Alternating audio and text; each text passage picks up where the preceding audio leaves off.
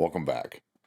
Last time we covered the basics of writing some code. Before we go on to more advanced programming, I'd like to cover some ways to call or run your code. So today we're going to go over running code from the developer tab, from keyboard shortcuts, from custom buttons, from a user form, from a custom menu, from a custom ribbon, or from worksheet and workbook events. So to start off, we'll go over how to run code from the developer tab.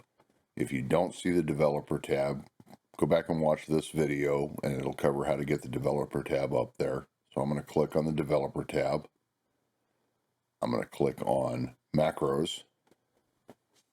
I'm going to find the macro that I want and I'm going to click run. It's going to run the code and there's our slide being created. Next, I want to go over creating a custom keyboard shortcut. So to assign a keyboard shortcut to code, go to the developer tab, go to macros, find the code that you want to assign a keyboard shortcut to, and click on options. You get a shortcut key, so I'm going to select S. The only option is control. Click OK. And now if I click control S, it is going to run the code. And there's your code from a keyboard shortcut. To add a button to a sheet, still on the developer tab, go to insert, select the button from the form controls. Cursor changes to a plus, just drag a box, select the code you want to assign to that button and click OK. Once you've created the button, you can go and click on the text, assign a label, and now when I click that button, my code fires. All right, next we're going to cover how to call your code from a user form. So the first thing I'm going to do, go to the developer tab, go into the Visual Basic window. Remember, you can click Alt F11 if you want to do that with a keyboard shortcut instead of the developer tab. I'm going to go to Insert, and I'm going to insert a user form. Click on the user form, I get the properties. Let's give it a useful name. I'm going to call this FRM Slides. And I'm going to change the caption. You notice as I start typing here, the caption on the form changes. Next, I'm going to click on the form. I'm going to click on the toolbox menu and add a command button. Cursor changes to a plus, and I'm just going to drag a shape over here, and let's change the properties of that. We'll call that CMD cancel, and let's change the label, and let's scroll down here a little bit and let's change the font. So we'll boost that up a little bit in size. And we'll change the color, make that text red. Now if I double click on that button, I get the code for that button and it defaults to the on-click event. I can select other events, but the on-click is what we want. And all I want this to do is cancel the action and close the form. So I'm just going to say unload me. All right, double clicking back on the form. Let's add another command button. So further on, we're going to cover some more useful uses for user forms. Here, I just want you to get the concept. So let's go back up and let's change the name of that control, CMD Slides. And again, let's change the caption, make slides, and let's change the font. So let's bump that up to 16, make it bold. All right, so now I have a user form with two buttons. Let's add some code to that button. Double clicking on it, I get the on-click event. And let's do call make slides. And then when I'm done doing that code, I want the form to close, so I've got unload me. Double click back on the slide. So now let's go on and do a custom menu, and we'll use the custom menu to show that user form. So let's go into the code window. I'm going to hit Alt F11. I've already got a sub to make my custom menu written, so let's go into there. I've got sub make menu, and I have defined or dimmed cust bar as a command bar and cust button as a command bar control.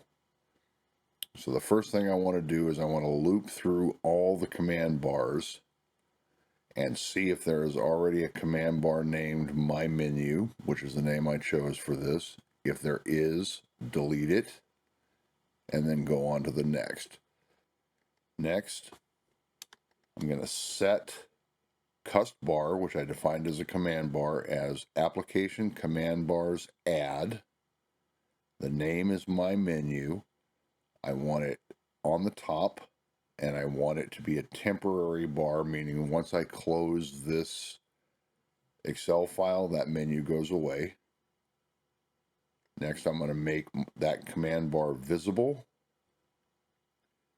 and I'm going to set my cust button equals to that command bar controls add, and I want it to be a button. Next, I'm going to control or change what that button does. So with application command bar my menu controls 1, which is the index number for the control that we just added, I want it to be a button with a caption. I want the caption to be show form. I want the action when I click that button to be a sub called form show, which we haven't written yet, but we will. And I want to add a tag. Tags are useful if you're wanting to make changes to the buttons down later. And then I've got a with, I need an end with. So let's go ahead and write our sub form show. So sub form show, and I want that to take frm slides dot show. Okay, now let's jump a little bit out of order, and let's use a worksheet or workbook event to add that menu. So I'm going to go back into the code window. In the properties, I'm going to go to this workbook, and I want to look at workbook events, and I'm going to use the open event, which is what it defaults to, but there are a lot of other events you can call.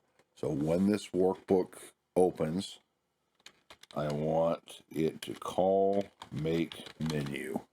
So let's go into our sheet we've been working off of, and let's go to a worksheet level event, and I want activate, and I'm going to call make menu. So because I already had this workbook open, the menu won't fire. The workbook open event won't fire, but the worksheet activate event will fire. So if I go here, go to a different sheet and go back to that, if you look up at the top, I now have a ribbon tab named add-ins. If I click add-ins, I've got a button that says show form. When I click that, my user form comes up. Click that, and my code runs. Now that's not very useful, but all we're trying to do here is get the concept down of a user form. All right, the last thing we're going to cover today is calling code from a custom ribbon. The menu bar is referred to as a ribbon. Each of the sections is referred to as a tab. And we are going to add a custom tab, and in this case we're going to get rid of everything except for the file tab and just put our custom tab up there. So in order to do that, we've got to close this file out because we're going to open it in a different program. And now I'm going to go to the CustomUI editor. CustomUI editor is a Microsoft program. It's no longer supported, and I'm sure there's a newer version out there, but I continue to use this one because it works. I will put a link in the description on where you can find a download for this program. So I've got my basic interface, and I'm going to go File, Open, and I'm going to open up the Excel file we've been dealing with. The next thing I'm going to do is insert Office 2010 Custom UI part, which adds a little XML window down here. And we're going to start writing the XML that will create a custom ribbon. So the first thing I'm going to do is I'm going to put a tag that starts my custom UI. The schema that we're using is, I'm sure it's old, but it works, and so I will continue to use that. Anytime you start a tag, you have to end the tag, which gives this little caret and the backslash. So I've got a tag that starts my custom UI. The next thing I'm going to add is a tag to start my ribbon. And again, I've got to close my ribbon tag out. Next, I'm going to put a tag to start looking at my tabs. Again, I need to close my tabs tag out. I'm going to add a new tab, and I'm telling it insert it right after the tab home. So I've assigned the tab, I've given it an ID and a label, and told it where to put the tab. One thing before I get too far, when I started the ribbon tab, this piece right here tells it start from scratch, which in this case we're going to delete everything except for the file tab, and we're just going to have our custom tab up there. Removing that would just add your custom tab wherever you told it, in this case right after the home tab. So next I'm going to start a group. I gave this an ID, which is required. I call this custom group, and I put a label on it that says My Tools. So let's go ahead and put a closure on that group. So now I'm going to add two buttons. I've got custom button 1.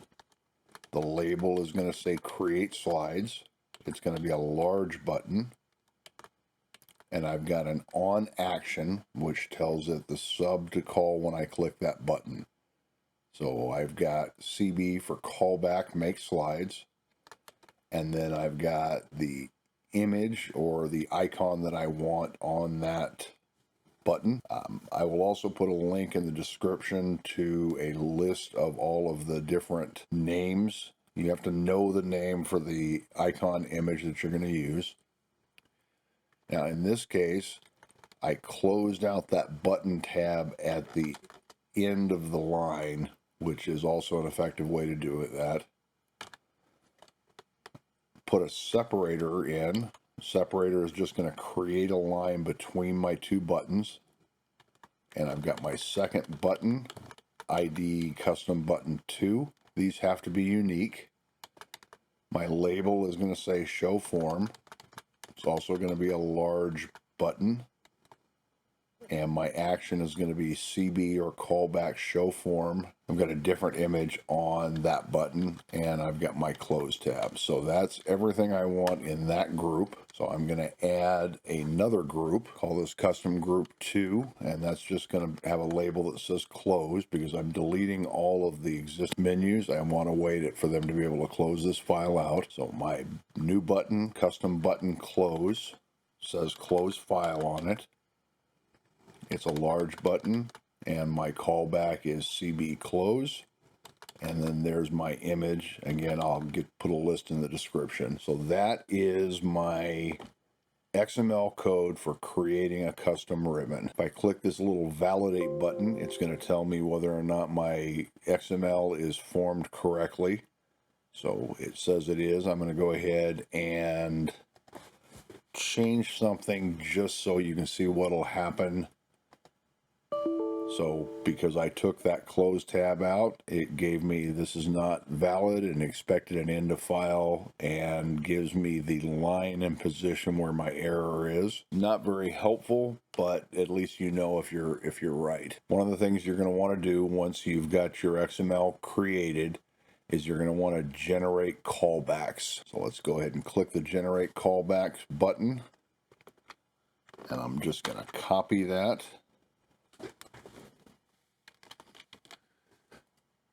And for right now, I'm going to paste that into a text file. So let's go back here and let's save that and close it. So let's go back to Excel. Let's open our file back up. And when I open it up this time, all of the other menu tabs are gone. I've got my Create Slides button, my Show Form button, and my Close File button. However, if I try and click one of these, it's going to tell me that it can't find the code that it wants to run. So I'm going to Alt F11 to get into my window. I'm going to insert a module, and we'll call this mod callback. Notepad. Let's copy those callbacks that we generated from the CustomUI editor. And now this is the proper format for a callback. So in my callback make slides, I want to call make slides. In my show form, I'm gonna just FRM slides show.